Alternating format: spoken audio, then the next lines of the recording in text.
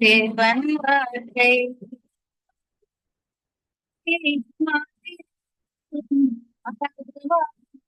தேவன் வார்த்தை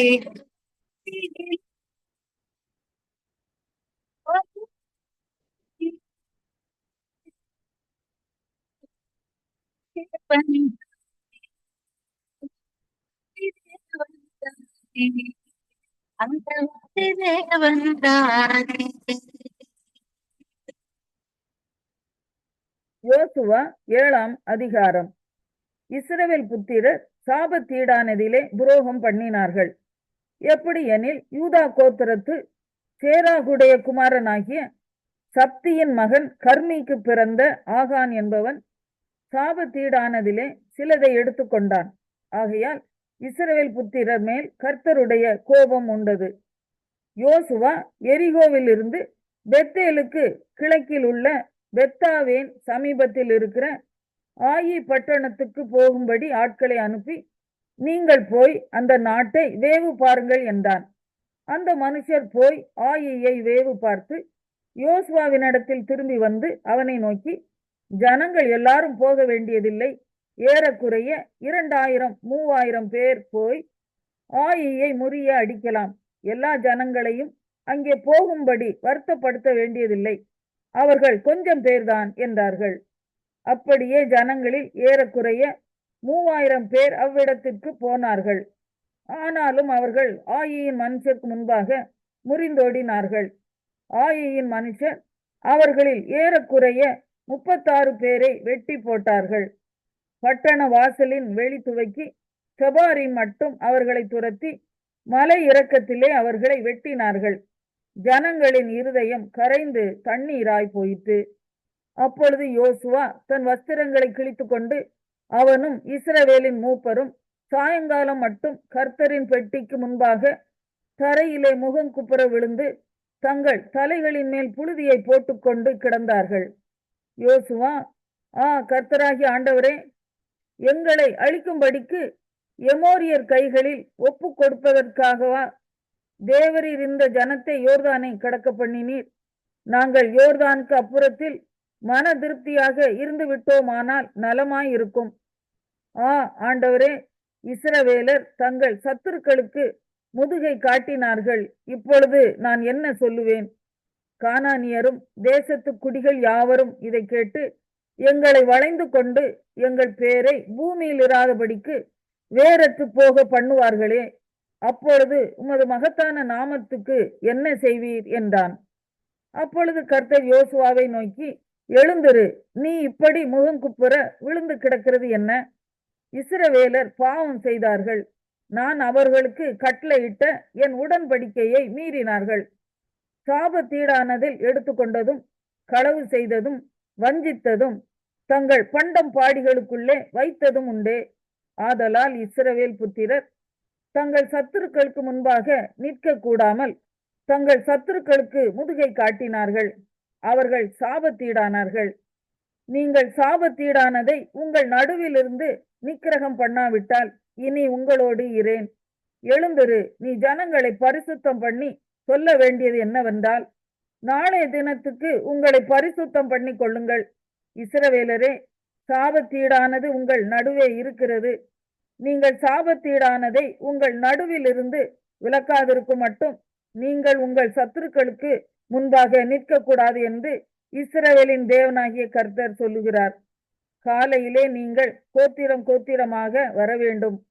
அப்பொழுது கர்த்தர் குறிக்கிற கோத்திரம் வம்சம் வம்சமாக வர வேண்டும். கர்த்தர் குறிக்கிற வம்சம் குடும்பம் குடும்பமாக வர வேண்டும். கர்த்தர் குறிக்கிற குடும்பம் பேர் பேராக வர வேண்டும் என்று சொல். அப்பொழுது சாபத்தீடானதை எடுத்தவனாய் கண்டுபிடிக்கப்படுகிறவன் கர்த்தரின் உடன்படிக்கையை மீறி இஸ்ரவேலிலே மதிகேடான காரியத்தை செய்தபடியினால் அவனும் அவனுக்குள்ள யாவும் அக்கினியில் சுட்டெரிக்கப்பட கடவது என்றார். யோசுவா அதிகாலமே எழுந்திருந்து இஸ்ரவேலரை கோத்திரம் கோத்திரமாக வரப்பண்ணினான். அப்பொழுது யூதாவின் கோத்திரம் குறிக்கப்பட்டது. அவன் யூதாவின் வம்சங்களை வரப்பண்ணின போது சேராகியரின் வம்சம் குறிக்கப்பட்டது. அவன் சேராகியரின் வம்சத்தை பேர் பேராக வர பண்ணின போது சப்தி குறிக்கப்பட்டான். அவன் வீட்டாரை அவன் பேர் பேராக வர பண்ணின போது யூதா கோத்திரத்து சேராகின் குமாரனாகிய சப்திக்கு பிறந்த கர்மியின் மகன் ஆகான் குறிக்கப்பட்டான். அப்பொழுது யோசுவா ஆகானை நோக்கி, மகனே, நீ இப்பொழுது இஸ்ரவேலின் தேவனாகிய கர்த்தரை மகிமைப்படுத்து. அவருக்கு முன்பாக அறிக்கை பண்ணி, நீ செய்ததை எனக்கு சொல்லு, அதை எனக்கு ஒழிக்காதே என்றான். அப்பொழுது ஆகான் யோசுவாவுக்கு பிரதியுத்தரமாக, மெய்யாகவே நான் இஸ்ரவேலின் தேவனாகிய கர்த்தருக்கு விரோதமாக பாவம் செய்தேன். இன்னின்ன பிரகாரமாக செய்தேன். கொள்ளையிலே நேர்த்தியான ஒரு பாபிலோனிய சால்வையையும் 200 வெள்ளி சேக்கலையும் 50 சேக்கல் நிறையான ஒரு பொன் பாலத்தையும் நான் கண்டு அவைகளை இச்சித்து எடுத்துக்கொண்டேன். இதோ அவைகள் என் கூடாரத்தின் மத்தியில் பூமிக்குள் புதைத்திருக்கிறது. வெள்ளி அதன் அடியில் இருக்கிறது என்றான். உடனே யோசுவா ஆட்களை அனுப்பினான். அவர்கள் கூடாரத்துக்கு ஓடினார்கள். அவனுடைய கூடாரத்தில் அது புதைத்திருந்தது. வெள்ளியும் அதன் கீழ் இருந்தது. அவைகளை கூடாரத்தின் மத்தியிலிருந்து எடுத்து யோசுவாவினிடத்திலும் இஸ்ரவேல் புத்திரர் எல்லாரிடத்திலும் கொண்டு வந்து கர்த்தருடைய சமூகத்தில் வைத்தார்கள். அப்பொழுது யோசுவாவும் இஸ்ரவேலர் எல்லாரும் கூட சேராகின் புத்திரனாகிய ஆகானையும் அந்த வெள்ளியையும் சால்வையையும் பொன் பாலத்தையும் அவன் குமாரரையும் குமாரத்திகளையும் அவன் மாடுகளையும் கழுதைகளையும் ஆடுகளையும் அவன் கூடாரத்தையும் அவனுக்குள்ள யாவையும் எடுத்து ஆகோர் பள்ளத்தாக்குக்கு கொண்டு போனார்கள். அங்கே யோசுவா, நீ எங்களை கலங்க பண்ணினதென்ன? இன்று கர்த்தர் உன்னை கலங்க பண்ணுவார் என்றான். அப்பொழுது இஸ்ரவேலர் எல்லாரும் அவன் மேல் கல்லெறிந்து அவைகளை அக்கினியில் சுட்டெரித்து கற்களினால் மூடி அவன் மேல் இந்நாள் வரைக்கும் இருக்கிற பெரிய கற்குவியலை குவித்தார்கள். இப்படியே கர்த்தர் தமது கோபத்தின் உக்கிரத்தை விட்டு மாறினார். ஆகையால் அவ்விடம் இந்நாள் வரைக்கும்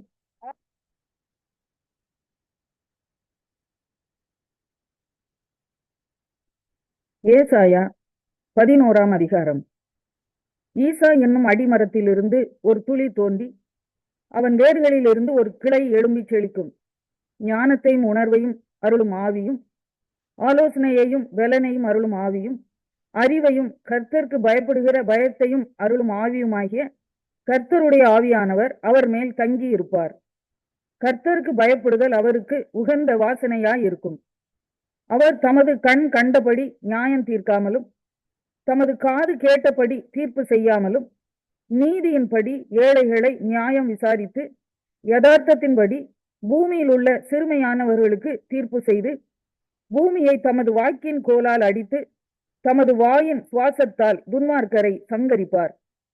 நீதி அவருக்கு அரைக்கட்டும், சத்தியம் அவருக்கு இடைக்கச்சையுமாய் இருக்கும். அப்பொழுது ஓநாய் ஆட்டுக்குட்டியோடே தங்கும், புலி வெள்ளாட்டுக்குட்டியோடே படுத்துக்கொள்ளும். கன்றுக்குட்டியும் பாலசிங்கமும் காளையும் ஒருமித்திருக்கும். ஒரு சிறு பையன் அவைகளை நடத்துவான். பசுவும் கரடியும் கூடி மேயும். அவைகளின் குட்டிகள் ஒருமித்து படுத்துக்கொள்ளும். சிங்கம் மாட்டை போல் வைக்கோல் தின்னும். பால் குடிக்கும் குழந்தை விரியன் பாம்பு வலையின் மேல் விளையாடும். பால் மறந்த பிள்ளை கட்டு விரியன் புத்தியிலே தன் கையை வைக்கும். என் பரிசுத்த பர்வதமெங்கும் தீங்கு செய்வாரும் இல்லை, கேடு செய்வாரும் இல்லை. சமுத்திரம் ஜலத்தினால் நிறைந்திருக்கிறது போல் பூமி கர்த்தரை அறிகிற அறிவினால் நிறைந்திருக்கும். அக்காலத்திலே ஜனங்களுக்கு கொடியாக நிற்கும் ஈசாயின் வேருக்காக ஜாதிகள் விசாரித்து கேட்பார்கள். அவருடைய தாவர ஸ்தலம் மகிமையாய் இருக்கும். அக்காலத்திலே ஆண்டவர் அசீரியாவிலும் எகிப்திலும் பத்ரோசிலும் எத்தியோப்பியாவிலும் பெர்சியாவிலும் சினேயரிலும் ஆமாத்திலும் சமுத்திர தீவுகளிலும் தம்முடைய ஜனத்தில் நீதியானவர்களை மீட்டுக்கொள்ள திரும்ப 2ஆம் விசை தமது கரத்தை நீட்டி ஜாதிகளுக்கு ஒரு கொடியை ஏற்றி இஸ்ரவேலில் புறத்துண்டவர்களை சேர்த்து யூதாவில் சிதறடிக்கப்பட்டவர்களை பூமி 4 திசைகளிலும் இருந்து கூட்டுவார். எப்ராஹிமின் பொறாமை நீங்கும். யூதாவின் சத்துருக்கள் சங்கரிக்கப்படுவார்கள். எப்ராஹிம் யூதாவின் மேல் பொறாமையாயிரான். யூதா எப்ராஹிமை துன்பப்படுத்தான். அவர்கள் இருவரும் ஏகமாய் கூடி மேற்கே இருக்கிற பெலிஸ்தருடைய எல்லைகளின் மேல் பாய்ந்து கீழ்த்திசையாரை கொள்ளையிட்டு ஏதோமின் மேலும் மோவாபின் மேலும் கை போடுவார்கள். அம்மோன் புத்திரர் அவர்களுக்கு கீழ்ப்படிவார்கள். எகிப்தின் சமுத்திர முனையை கர்த்தர் முற்றிலும் அழித்து தம்முடைய காற்றின் வலுமையினால் நதியின் மேல் தமது கையை நீட்டி 7 ஆறுகளாக பிரித்து ஜனங்கள் கால் நனையாமல் கடந்து போகும்படி பண்ணுவார். இஸ்ரவேலர் எகிப்து தேசத்திலிருந்து புறப்பட்ட நாளில் அவர்களுக்கு இருந்தது போல அசீரியாவிலே அவருடைய ஜனத்தில் மீ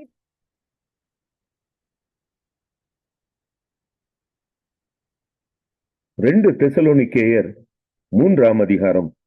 கடைசியாக சகோதரரே, உங்களிடத்தில் கர்த்தருடைய வசனம் பரம்பி மகிமைப்படுகிறது போல எவ்விடத்திலும் பரம்பி மகிமைப்படும்படிக்கும் துர்க்குணராகிய பொல்லாத மனுஷர் கையினின்று நாங்கள் விடுவிக்கப்படும்படிக்கும் எங்களுக்காக வேண்டிக் கொள்ளுங்கள். விசுவாசம் எல்லாரிடத்திலும் இல்லையே. கர்த்தரோ உண்மை உள்ளவர். அவர் உங்களை ஸ்திரப்படுத்தி தீமை நின்று விலக்கி காத்துக்கொள்வார். மேலும் நாங்கள் கட்டளையிடுகிறவைகளை நீங்கள் செய்து வருகிறீர்கள் என்றும் இனிமேலும் செய்வீர்கள் என்றும் உங்களை குறித்து கர்த்தருக்குள் நம்பிக்கையாயிருக்கிறோம். கர்த்தர் உங்கள் இருதயங்களை தேவனை பற்றும் அன்புக்கும் கிறிஸ்துவின் பொறுமைக்கும் நேராய் நடத்துவாராக. மேலும் சகோதரரே, எங்களிடத்தில் ஏற்றுக்கொண்ட முறைமையின்படி நடவாமல் ஒழுங்கற்று நடக்கிற எந்த சகோதரனையும் நீங்கள் விட்டு விலக வேண்டும் என்று நம்முடைய கர்த்தராகிய இயேசு கிறிஸ்துவின் நாமத்தினாலே உங்களுக்கு கட்டளையிடுகிறோம். இன்ன விதமாய் எங்களை பின்பற்ற வேண்டும் என்று நீங்கள் அறிந்திருக்கிறீர்களே.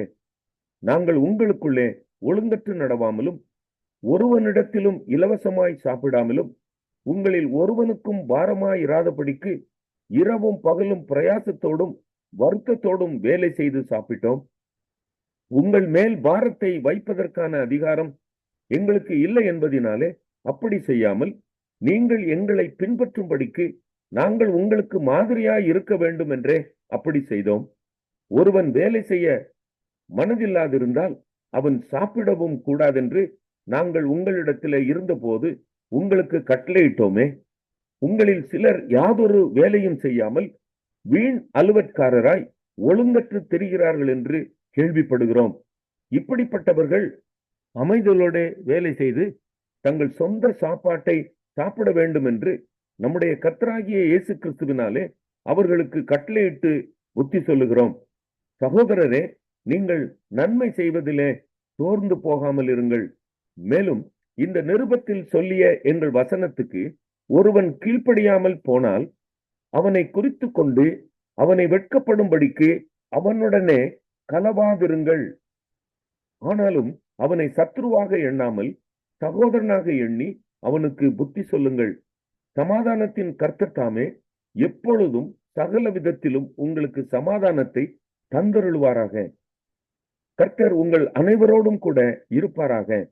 பவுலாகிய நான் என் கையெழுத்தாலே உங்களை வாழ்த்துகிறேன். நிருபங்கள் தோறும் இதுவே அடையாளம். இப்படியே எழுதுகிறேன்.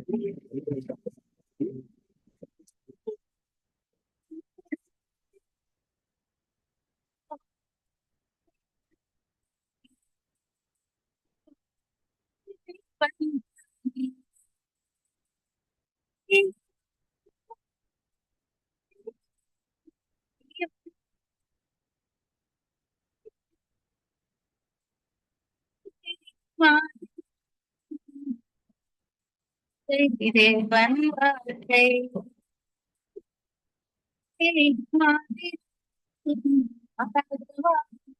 தேவன் வார்த்தை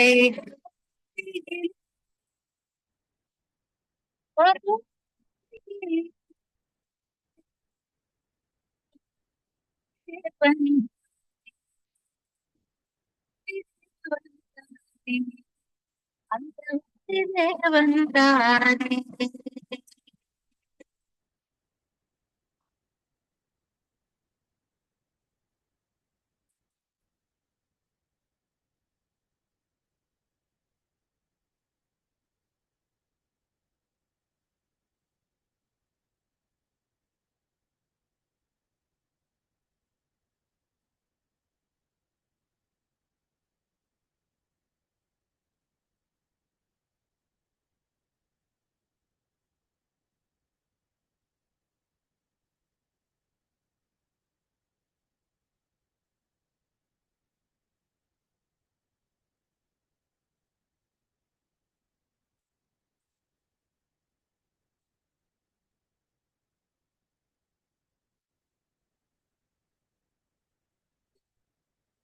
தெய்வத்தில் இருக்க இங்கு போவேன் சுவே.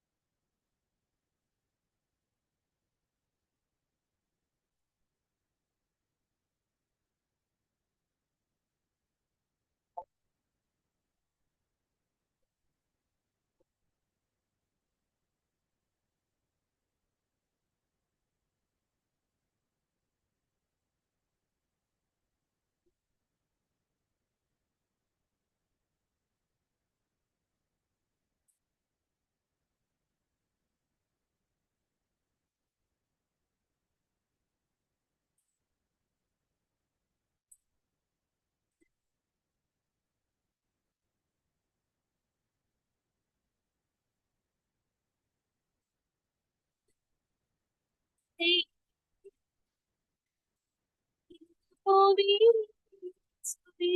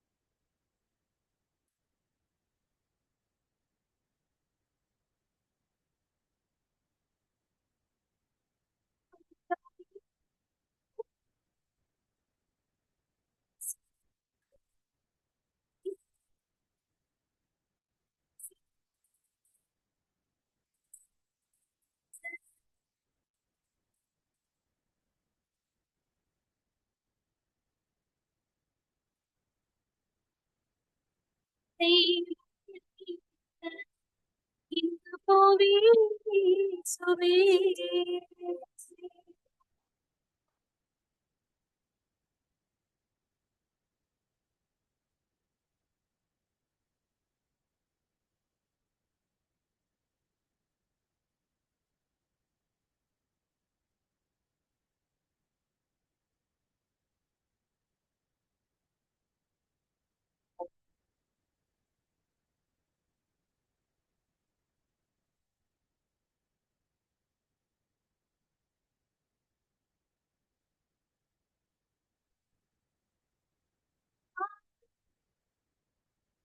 பங்கள்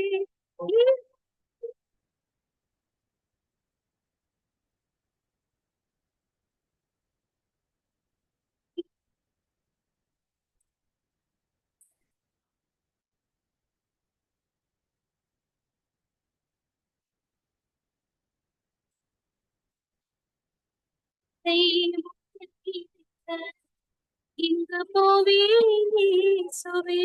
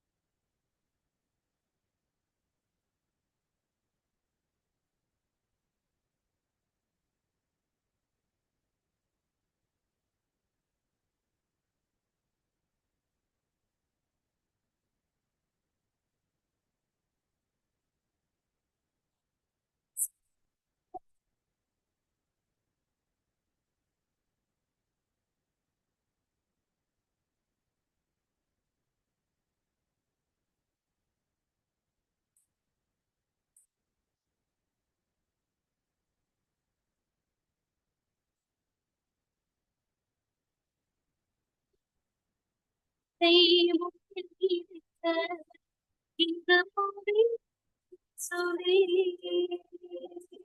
உம்மை போத மனதில்லை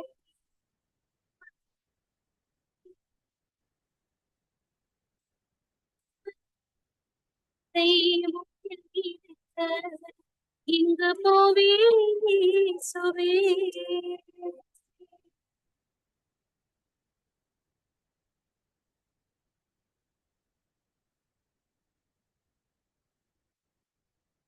ஆமென்.